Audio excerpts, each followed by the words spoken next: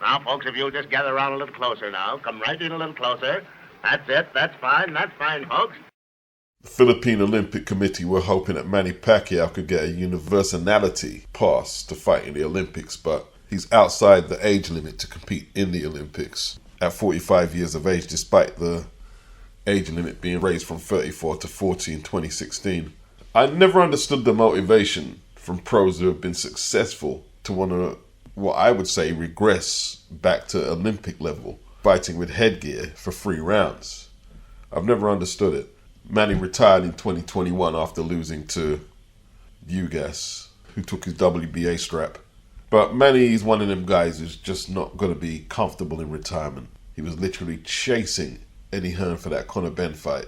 He tried to get that Mayweather exhibition. But he's just not that name no more where people are falling at his feet to fight him. It is what it is. Personally, I wouldn't mind seeing him in a big fight if he can get one. Like Jalilov, he turned pro just before, is it 2021? The Olympic date got messed up because of the COVID. I think it's 2021. And okay, he did win gold after turning pro previously. And yeah, he's 14-0, 14 inside the distance as a pro. But I see a 29-year-old still knocking out journeyman. And collecting receipts to do this video, I had to read this a few times to make sure I was reading correctly. He's planning to be a double gold medalist and compete in Paris 2024. I remember Vladimir Klitschko, and I believe he was still champion, unified champion, considering competing in the Olympics. And I was like baffled by that. It's a boxer thing, I guess. You know what I mean? This was a little unexpected, but great news for Sky Sports. They will be broadcasting Anthony Joshua versus Francis Ngannou, despite Sky or Boxer having no promotional or managerial ties to either fighter. Obviously, the event will be on DAZN as well. But what the Saudis are doing, they're just trying to get the pay-per-views out to as much eyes as possible. They're not really interested in what conflict that Sky or Boxer seem to have with Matchroom. They're not interested in that. What shocked me is that TNT didn't get a piece of it because they were saying Frank Warren was the main promoter with Turki Al-Sheikh, but they're not interested in all that egotistical Frank Warren's the man, Eddie Hearn's the man. They're not interested in that. They expect everyone to do their job and not be consumed in the egotistical shit. Because that's how fights before the Saudis came along were not being made. Too many egos. But TNT were overlooked. Perhaps they agreed to step aside and let Sky have a shot at it. Potentially Sky is a huge vehicle to sell fights. They just don't have the fights or the fighters with Boxer right now. Michael Benson tweeted it. And what I looked at was the apathy that people have for paying for pay-per-view right now. You know, there were comments like, do people still pay for pay-per-views? Like, because the Fire Stick thing now, illegal streams, is the flex. And it's not like people are discreet about it. You know, like, people do illegal stuff. These days, they don't like, okay, well, I don't want nobody to know, because first, I don't want nobody knocking my door to arrest me. They're almost proud of it these days and brag about it. Yeah, I'm just going to stream it. Yeah, I'm just going to use the Fire Stick. Yeah, I'm just going to use the illegal download site and blurt it out to the world. You know, I guess Sky having Anthony Joshua on the platform from 2013 till, I believe, the Pulev fight 2021 felt a little used and abused. They had some great years with Matchroom and AJ, and then Matchroom left, and then AJ left and went over to Matchroom and DAZN.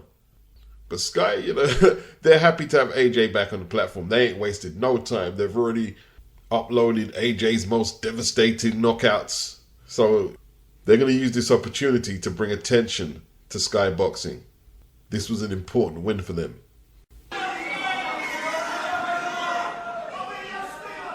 He didn't want to box in London, he didn't want to box in Manchester. We're finally here, we've caught him in a net, and Jack Catterall's whooping him again on the April the 27th. Thank you very much for having me. Appreciate you all. Listen, calm down, big lad. You'll give yourself indigestion. You stay sat down over there, big lad. You sit down over there. Sam Jones came out for that Edinburgh smoke. You know, he wound up the Edinburgh crowd something awful. He told one of the Josh Taylor fans, I could smell the Lurpak from your neck from here. He told Josh Taylor that in his opinion he's got 3 losses. He lost to Prograis, he lost to Catterall, he lost to Teofimo Lopez. Why did it take you so long to accept the rematch? Why do you want such a big ring? Catterall, a career counter-punching boxer, was talking about knocking Josh Taylor out. Josh said, you've never knocked no one out before. And Taylor seemed awfully subdued. I don't know if the fire that he seemed to have previously, he used to have a notoriously bad temper. That seems to have disappeared. Maybe he's eating too well. Even after the head-to-head where it got a little feisty, he didn't seem that angry to me. Is that a concern? All his replies were measured and he was almost polite. Josh Taylor called Jack Catterall a grass. Go right back to Lindsay Hoyle, who is the representative MP for Chorley, where Jack Catterall lives. Go right to Lindsay Hoyle and send a letter to the police, a grass, about the bad decision. Because news of the first fight became topic in Parliament for a little while. It was so controversial. Yeah, you had Sam Jones repping for Catterall and Tom Grant for Josh Taylor, you know, and he played his part as well. Eddie just sat back. You know, the only action Eddie was spurred into was his awkward attempt at breaking up Catterall and Taylor at the end. Yeah, thoroughly enjoyable. I'm not one who's particularly fussed about animated press conferences, but it wasn't way over the top. The chemistry was just right. Just right. April the 27th, Leeds. The fight will be themed, or the card will be themed, Hate Runs Deep. I have no details on the undercard as yet. Eddie Hearn was talking to Boxing King Media, I believe it is. And Josh Taylor in the press conference said, 1 minute Eddie said, it's a big fight, and then he said it's not a big fight, and then Hearn explained, no, it's a big fight, but with all the pay-per-views going on, AJ and NGANNOU, Fury versus USYK, etc., this is not an ideal time for DAZN to put this on pay-per-view.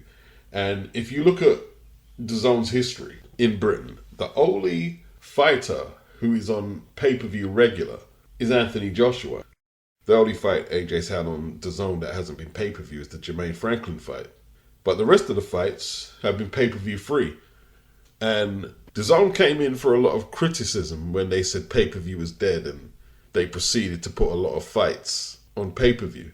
Because Eddie did a lot of talking with the sales pitch. Although even then he did say only the big fights. Only the big fights. But people remember him saying the pay-per-view is dead, and, you know, that was enough of a soundbite.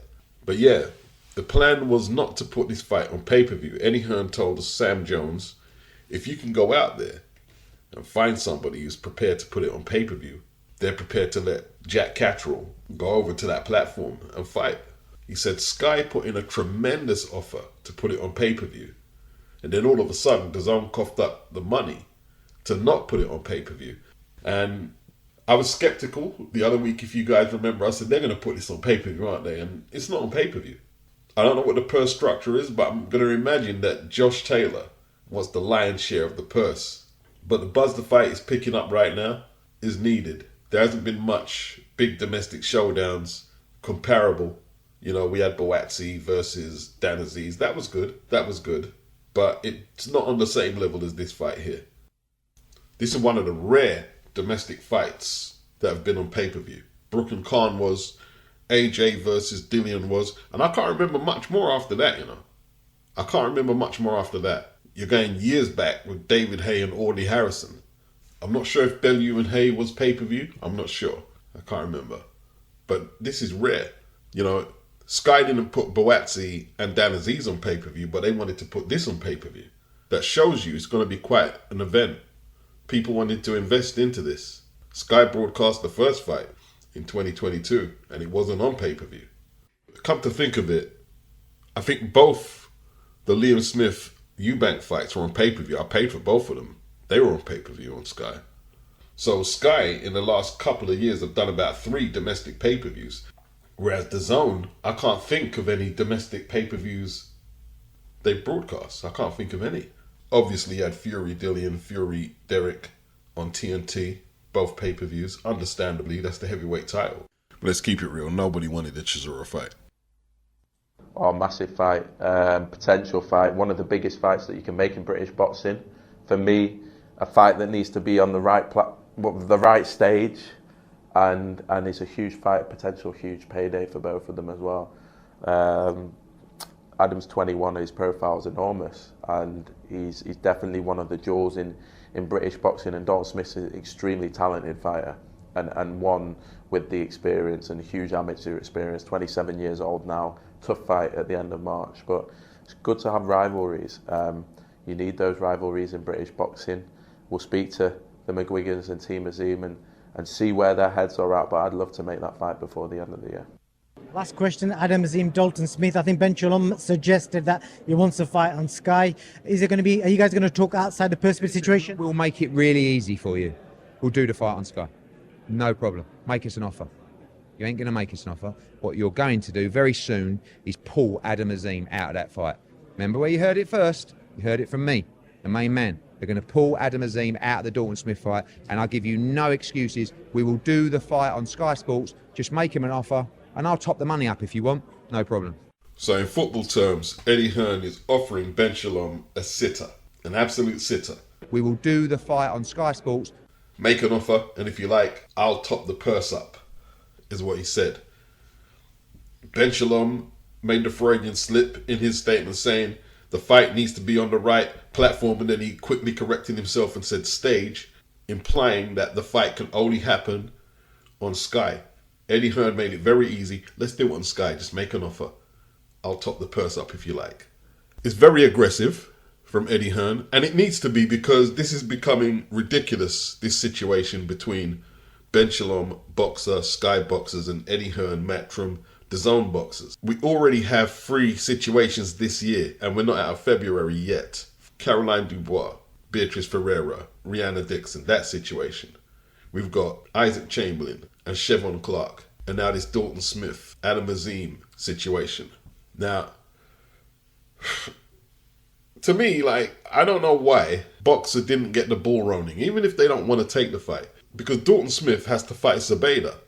Maybe he might lose and get Ben Shalom and Adam AZIM out of a predicament they don't want to be in. Since when did Dalton Smith become so fearsome? He's a good fighter. How do you win the European Championship and don't want to fight Dalton Smith? I mean, they don't have to worry about the fight right now. Dalton Smith has to get past Zubaydah. If they do withdraw from that purse bid, it's going to look really weak, especially after that sitter, after Eddie laid it up on Ben Shalom's lap. Oh, it needs to be on Sky. It needs to be on Sky. He's hiding behind that to protect Adam AZIM. Adam AZIM was saying, I'm only 21. No, you're not only 21. You're European champion. But the saving grace for Ben Shalom is nobody really takes him serious. So when he makes goofs like this, they just ignore it. I don't see how Sky continues boxing with weak promotional tactics like this, and maybe the weakest boxing promoter I've seen at this level in British boxing ever, Ben Shalom. The WBC, represented by Jose Sulaiman, first they came up with instant replay for the USYK Fury undisputed heavyweight clash. Now, they've used it before apparently, but they've made a big song and dance about using it. And today, it came across my attention, they want to use 5 judges to adjudicate the contest. Now, it's over the top, blatant attention seeking. We're getting the fight. All we want is 3 competent judges and a good referee who is competent, but of course fallible to human error. Why are we singling out this fight for instant replay and extra judges? Will the WBC regular belts or the WBC intercontinental whatever sanction fights be getting 3 judges and instant replay? What about the WBC minimum weight title? Will that be getting this special treatment? No. Will them fights be getting 5 judges? Will them fights be getting instant replay? No, they won't, because it costs a whole lot of money. And if you can't implement the extra judges and the instant replays consistently for WBC sanctioned fights. You shouldn't be singling this one out because you're looking for a photo opportunity. When Canelo fought Chavez Jr. in a non-title fight and wasn't concerned about who was sanctioning the fight, they chased after Canelo and had to attach some type of belt to the fight in desperation. And they did the same thing with Francis Ngannou versus Fury. Made up a belt for the fight when nobody asked them to. What they need to do is go strip Jamal Charlo and let Carlos Adames fight for the vacant belt. So he and his opponent for the vacant strap can start thinking about making headway in their career as champion and forget all the gimmicky nonsense.